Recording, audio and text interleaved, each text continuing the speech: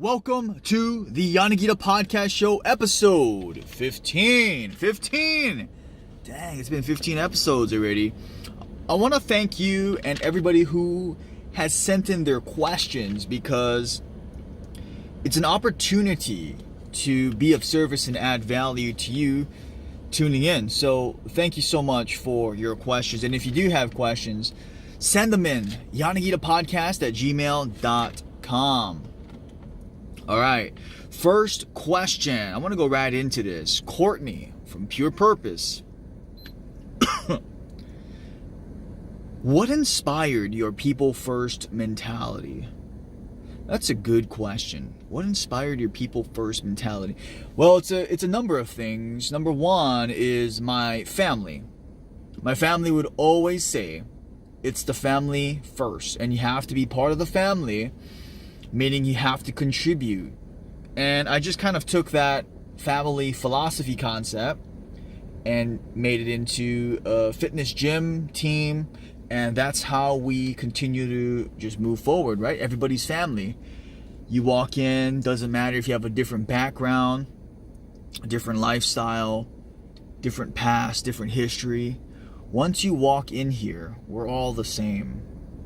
Meaning, we're all the same, but we're all different at the same time, right? We're in the same sense that we're all human beings. We typically have 2 hands and 2 feet, and human anatomy has not changed over thousands of years.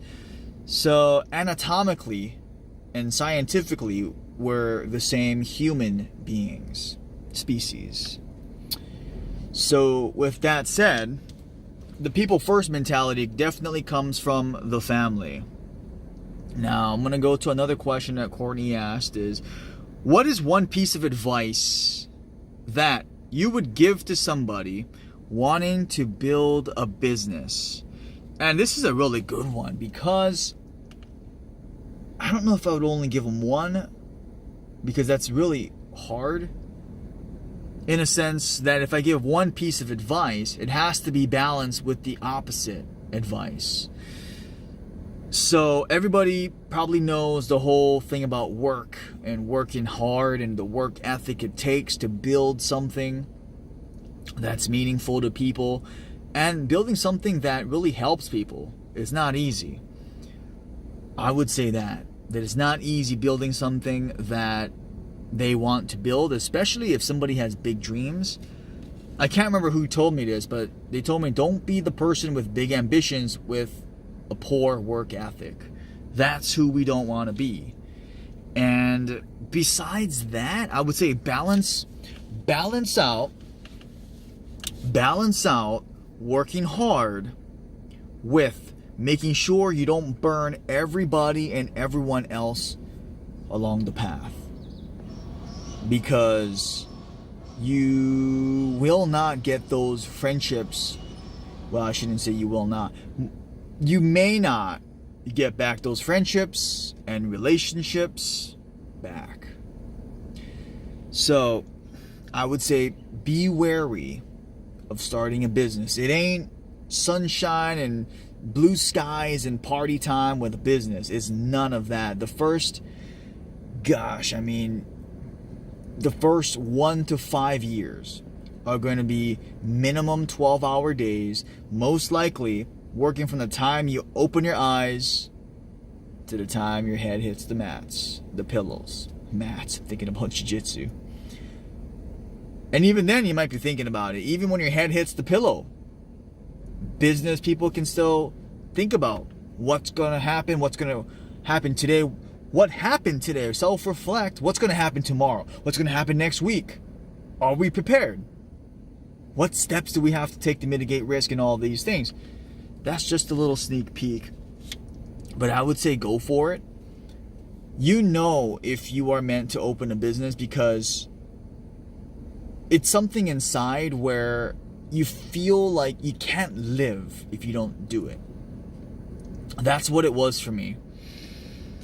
When I was 22, I had already been fired from my last 3 jobs. I worked at PacSun, 24 Hour Fitness, And what was the third job? And Tani Kai, a local company that I got fired from. And after that, I mean, not only did I probably have a really bad resume, the main thing was I just couldn't live my life. The level of commitment and integrity to me that I have was that if I don't do this and succeed, then I don't deserve to live. Now, that's extreme. I am not saying to do that. That is just my conviction. My commitment is I'm going to keep going no matter what, no matter how difficult, no matter what fires and tribulations we have to go through, even such a time like this, when thousands and thousands and thousands of businesses are closing permanently. It's not going to be easy. It's not going to be pretty. It's going to be an ugly, hard, sweaty, grinding path. But the path is there, right? Whatever path we take, right? That's why I love the martial arts world, the do, right? The judo, kendo. The do is the way. What path and way are you going to go? Definitely not the soft, easy, comfortable one if you're asking that question. So I really appreciate it. And Courtney, you know, if there's something burning inside of you, just go for it. Go for it, because knowing you, Courtney, you have the personality to persevere. You have a positive attitude that gets things done. So I would just go for it, because you're also open-minded and very humble to learning new things. So I would go for it. If there's something whispering in your heart, burning in your soul, attack. Go for it. Next question. Kellen. What is one of the best things to do as soon as you wake up in the morning? It's a good question. Well, I'm going to keep it simple. Get out of bed. Like what? Yeah. As soon as you wake up, don't lie down. Don't stay lying down. Don't roll over and toss and turn, and get up, stand up, be vertical. Go wash your face with cold water. That's the first thing that we need to do, because I used to be that guy that when I wake up, I would stay in bed for 30 minutes. Even worse, some days a whole hour or two doing nothing productive. Nothing of value to other people. Just lying around, covering and hugging that little comfortable, what do you call that? Blanket, dang. I said it in Japanese. Anyway. That I would say the first thing to do is just get up. Don't hit the snooze button. Don't toss and turn. Just stand up. Jump out of bed. Be vertical. That's the number one thing.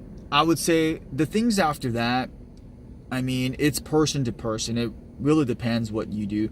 I mean, I've heard a bunch of people say things of do 100 sit-ups, or do this, or do that, or do this to activate your brain. There's a bunch of things, but there's one thing that will guarantee work is drink 2 cups of water first thing in the morning. Just do that. We're dehydrated. We've been sleeping 6 to 8 hours. Drink 2 cups of water first thing. Before you drink coffee, before you drink anything else, drink 2 cups of water. Now after that, the recommendation, the prescription is typically some sort of exercise, right? Exercise. Whether people recommend you to do 100 jumping jacks, right? Do 5 minutes of jumping jacks straight. Do 10, 20 burpees. Whatever that is, that will wake up your system. You will get the blood flowing. You might not start sweating, but you will get the blood flowing, and your brain will start activating, releasing dopamine, endorphins, all the good feel hormones to get you going. That'd probably be it. I mean, we could go deeper than that, going into morning routines, reading, taking cold showers. But like I said, these are all person-to-person case. I wouldn't recommend them to every single person, but for you, Kellen, since you do like the challenging stuff, try it out. Let me know what you think. Wake up, jump out of bed, actually get up earlier. Make sure you're up before the sun. As a young man, Kellen, I would say wake up before the sun. This is specifically for Kellen. I'm not gonna, this is different, ask other people or stuff like that if you're listening to this, but I would say good principle is to wake up before the sun. Don't hit the snooze button, get up, drink 2 cups of water, and for you, try some cold shower therapy. Jump in the shower, turn it all the way cold, sit there for 2 minutes, and for you, Kellen, do 20 burpees right after that. Just those few things, you will feel a different person within the first 15 minutes of waking up. You'll be ready to crush your day, no matter what that is. All right, Kellen, hope that helped out, buddy. Next question, we got Isaiah. How do you maintain a positive energy and attitude? I would say that's the only option, for me at least. It really is the only option. Nobody likes the pessimistic guy or girl. Nobody likes the person who is negative, who is thinking about all the heinous things in the world. Do I think about them? Of course. Am I just one of those, oh, everything is happy? Of course not. Right? You can't be in business, or you can't be you can't lead a team, or you can't do these things if there's no realism connected with positivity. Right? If I just say everything is good, people aren't going to believe that. And that's not true anyway. Right? There's some realism mixed into it. And I think that's what makes me more happy and positive, I would say, is the realism that's mixed into it. That I'm not perfect. I'm flawed. I'm no one special. I'm just a guy that likes to help people, that likes people in general. I like talking to people. I like training people. I like listening to people. I like when people are happy, and I like serving, being of service, adding value, all those things. It's more so of just knowing myself is what keeps the positive energy and attitude. Now, for something more tangible, because those are all intangible things, how to maintain that energy? That's a good question, because it's easy to be happy and positive for a little while. It's very easy to be positive and happy for 6 months, for 1 year, and then boom, it's like, boom, that's it. Get some anchors in place. Discipline yourself to follow through on those anchors. For me, this is just for me personally, not for anybody else. You can modify the following for your lifestyle, but it's hard because I can only give general advice. Because if you're sitting in front of me one-on-one and you tell me your lifestyle, you tell me your job, you tell me your family stresses, you tell me all of those things, we can modify it to specifically fit your mold. But listen and just take it with a grain of salt. For me, I'm always up before the sun. 99% of the time up before the sun. Maybe 5 times a year I might sleep in till 6 or 6:30. Most of the time I will read first thing in the morning.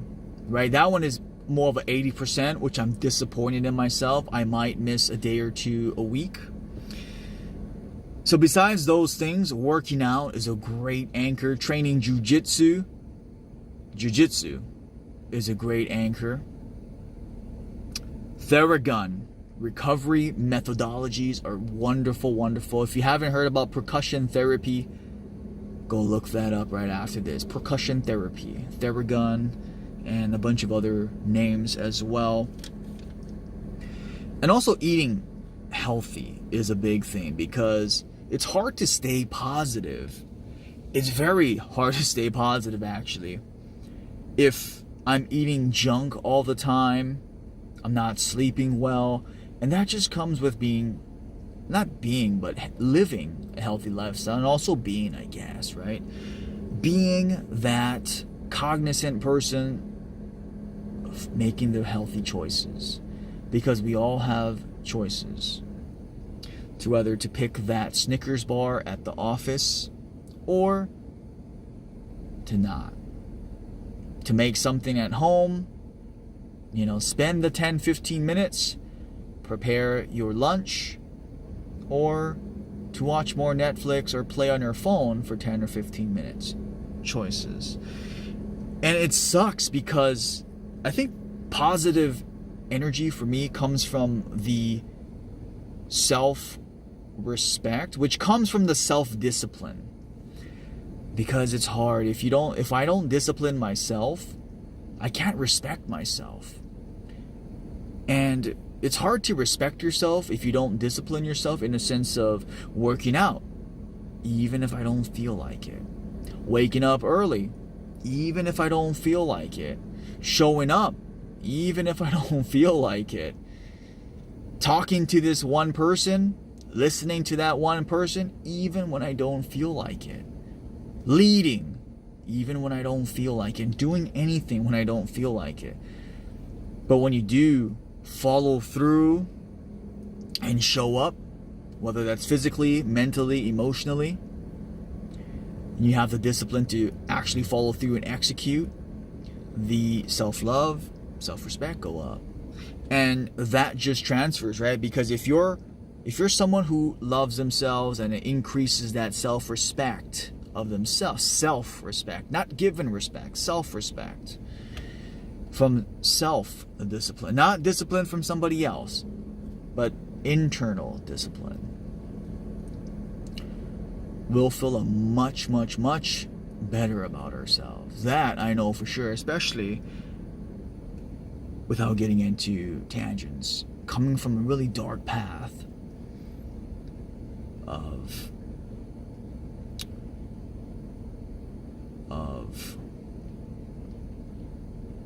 getting abused as a child. It's the first time I'm saying this live. To being bullied because my confidence was shot, right? You lose faith in adults as a young kid. Oh, you probably liked it, you're a boy. Right? And that leads you to all kind of psychological things of like, oh man, I guess I don't matter, my words don't matter, no, I can't trust anybody. That led to being ostracized and then bullied, beat up, which I don't regret at all, because it led me down to jiu-jitsu, wrestling, martial arts. And then after that, fell into drugs. I don't regret any of the path that I've taken. But with that said, whenever I let go of self-discipline, whenever I stopped working out just because I worked out for 9 months, I'm going to stop working out, I would fall off the wagon. Same with if I stopped showing up in school, boom, I got smacked. Failed college. FFFD, 0.9 college GPA, dropping out. Now, I'm not saying this because I don't regret any of this, because it led me down different paths. But at the same time, the positivity comes because of some of the darkness that we overcame. And it's a mentality that the darkness isn't as bad. And not that it's not as bad, I should say, that we have those two options. The soft, comfortable path, or the harder path, which is we're going to require humility, sacrifice, courage, service, giving respect, adding value.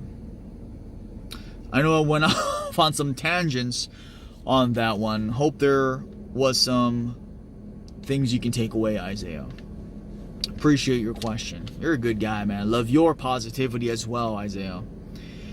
Next question, Asia. What is the best advice you could give someone when it comes to getting active based on your personal experiences? Ooh, that is a good question. And I just had the answer in my head, but when you ask what is the best advice, one more time, what is the best advice you could give someone when it comes to getting active based on your personal experience? Number one is just do something. Do anything. Actually, lower the bar to start. What did you say, Justin? Did you say lower the bar? Yes. I'm all for raising the bar, raise the standards, raise the expectation, raise the game, raise the team. I'm all for that. But initially, not only for myself when I first started, but for hundreds of other people, if you tell someone who, like myself in the beginning, insecure, shy, low self-confidence, insecure and low self-confidence when I first started, and you told me that you set the bar high, you're going to deadlift 3 times your body weight, you're going to do this, you're going to do 100 push-ups in 2 minutes, I would have been freaking out. I would have been like, nope. That just is not realistic. That's not happening. I'm going to just do something else. That's ridiculous. What helped was just taking that first step. Literally, the first step is making the phone call to a gym, a trainer, a friend, somebody who will hold you accountable. That's number one. Take that first step. Number two is just show up. It's so easy to not show up. I mean, it's so easy to not show up. And I would say, if it makes it easier, you're not only showing up for yourself. When we work out and we feel better, we have more energy, vitality, more functional physical strength, mental clarity. Who does that also help? You guys have seen those pictures, right? I'm trying to get that picture in my head where there's 2 people holding a battery. One, the person's battery is full. The second person, the battery is low or halfway full. Now, when that person is trying to give, the person with the half battery or low battery is going to start bleeding. They're going to have a really hard time giving energy or anything to their loved ones and their friends and family. The person with the high vitality, the high level of energy, mental clarity and strength, when they give, when they give encouragement, when they give compliments, when they give a respectful attitude, when they're courteous, when they're kind, their bar might dip a little bit, right? But they're making sure their battery is full, their cup is full. I would say that. Just start simple. Set the bar low. Like what? And one more time. Set the bar low. To start off with working out, just go for a walk.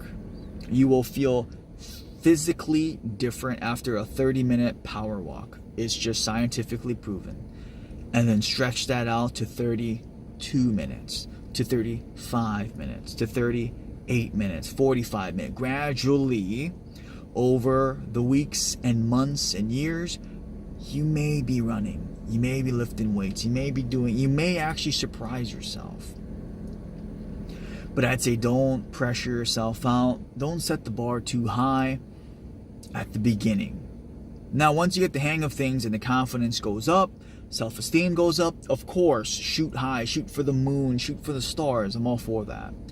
But in the very beginning, right, for myself, when I was insecure and low self-confidence, telling me I'm gonna lift heavy weights and start doing pull-ups and stuff like that, I would be freaked out. So my PE teacher in middle school did a really good job. Mr. Soon, Mark Soon, did a really good job of telling me I'm only going to run for 60 seconds straight. That's it, because I couldn't run. Yanagida, you're going to run for 60 seconds straight. Okay, yeah, I think I can do that. Just 1 minute? Yeah, 1 minute run, and then you can walk for 1 minute. Okay, yeah, I think I could do that. Boom. Day 1, I did that. Day 2, I'm going to do 60, repeat. And it was a small adjustment. You saw how simple that was. Small micro wins daily will lead to big victories long term. So that'd be my advice. One more time, set the bar low and just start doing something. But gradually increase it and keep moving forward. That would be the advice. All right. We got next question. Thomas.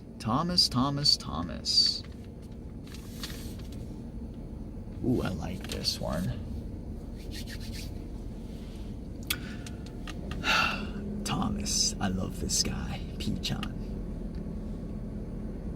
If you ask me to repeat that, ask him. I love this guy, Thomas. He's a hardworking guy. Good question right here. Why is Jiu Jitsu good? And how does it help you through life, excluding combat situations? Okay. Well, this is going to be a good one. It helps with self-confidence, self-esteem, self-respect.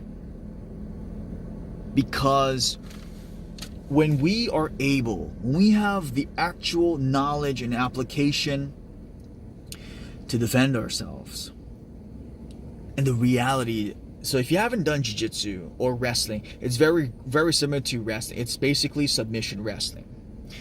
So think about when someone grabs you violently and shakes you and, things like that. To a jiu-jitsu guy, it's no big deal. It's like, oh, this guy's spazzing out, this guy's freaking out, no big deal. We know how to handle that. Now, if we never trained before, we don't know what that's like, we will actually freak out and we'll start getting emotional, we'll start losing our cool, and we'll start reacting instead of properly responding. So, that's just one example. But jiu-jitsu has so many benefits because of the realism connected with jiu-jitsu. And in Japanese, they always say martial arts should be to seek the truth, the path of truth. The path of truth. And there are many martial arts where you can pretend you're legit. You can pretend form and technique and all of that. Particularly in jiu-jitsu. There's other martial arts too. Muay Thai, boxing, all that stuff too. But the question was, why is jiu-jitsu? Is because there is a realism to it. You can't really fake it. And I think that's a really good thing for our egos. So that's the other thing. It's great for the ego. And you know this, Thomas. And for those listening, here's one. At a certain point as an adult, it's easy to start masking the insecurities, start hiding, and trying to be invulnerable by hiding the insecurities and, protecting our little egos. And it's so easy to start living life like that. And that's why you will see me in the past dress a certain way, and I would, fantasize about driving specific cars because I was so insecure. And it kills me to see friends and people that I know, in that path, and bless their hearts. But the ego, it's one of the best ways to have a healthy ego. Get beat up, understand the realities of, like one of those situations. Because another thing about jiu-jitsu, gosh, I want to do a whole freaking episode on this. And, if you're listening and you've done jiu-jitsu, reach out to me, because let's talk. It's very hard to surprise somebody who's doing jiu-jitsu on the streets. Unless you do a swift kick or you pull out a gun, or Something like that. Something where it's, you're gonna, that's a crazy thing. That might be the only thing. But for somebody, if they grab you, or if they're threatening you, or if they're escalating, because in jiu-jitsu you can feel that escalation rise of someone's tension. You can feel it. That number one, best self-defense is don't engage. Right? Check yourself. Put your ego down. Not being submissive, but just put your ego down. Right? No need to pound your chest and, fight this person where you could get a lawsuit or anything like that. But just put your ego down, walk away, and de-escalate the situations. That's it. Done. Now, if we never had jiu-jitsu experience, right, I was a hothead. I would get ticked off, fight with my neighbors as a kid, right? We'd fight King of the Hill style. Who's the toughest guy in our neighborhood? Who's the toughest young boy in the neighborhood? And it was from insecurity. And as soon as I started learning jiu-jitsu at 16 years old, I lost almost all desire to fight. Isn't that weird? I've almost lost all desire to fight on the street.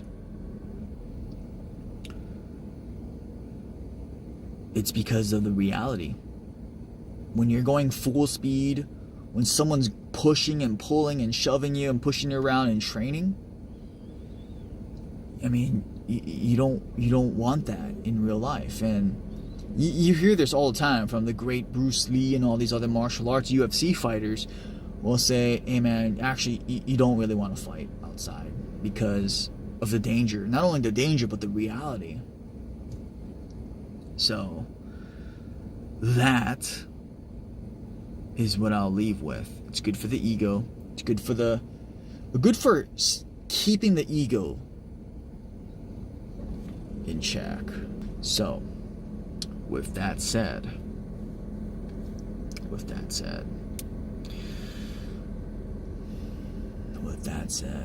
jiu-jitsu is good. Keep training. It's a good question. One more time. Let me look at the question one more time, Thomas. Probably. I'm gonna see you soon, Thomas. Why is jiu-jitsu good, and how does it help you through life? Another humbling perspective in jiu-jitsu is that there is always someone bigger, faster, stronger, more skilled, more technical than you. That is a hard pill to swallow for people who are egotistical. That is a hard pill to swallow for someone with a big ego, arrogant, right? Because you don't want to admit that. It's hard for perfectionists because there is no perfect technique. There is no perfect position. There is no perfect skill. So, once again, it's good for the ego. With that, that's the podcast. Ladies and gentlemen, thank you so much for tuning in to the Yanagida Podcast Show, episode 15 again. Please send us your questions, yanagidapodcast@gmail.com, or find me at the Yanagida Fitness Gym on Maui. Wailuku, 800 Eha Street, Unit 9. Come work out with me. Also find me on social media, Justin Yanagida. Have a wonderful day, guys.